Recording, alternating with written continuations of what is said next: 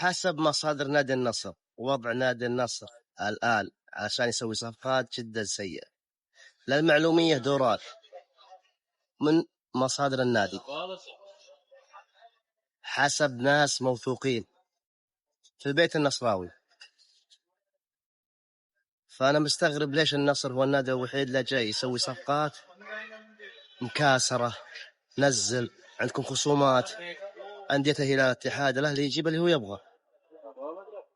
الهلال فاوض إيزاك 150 و100 مليون يورو، وأسمين قدم له 9 مدري 10 عروض. له نادي النصر هو النادي الوحيد إذا جاي يفاوض تصير له مشاكل.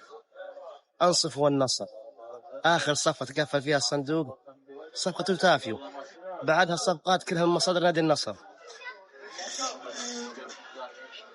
اللي قاعد يصير شيء غريب. نطالب دعم نادي النصر عشان نجيب صفقات.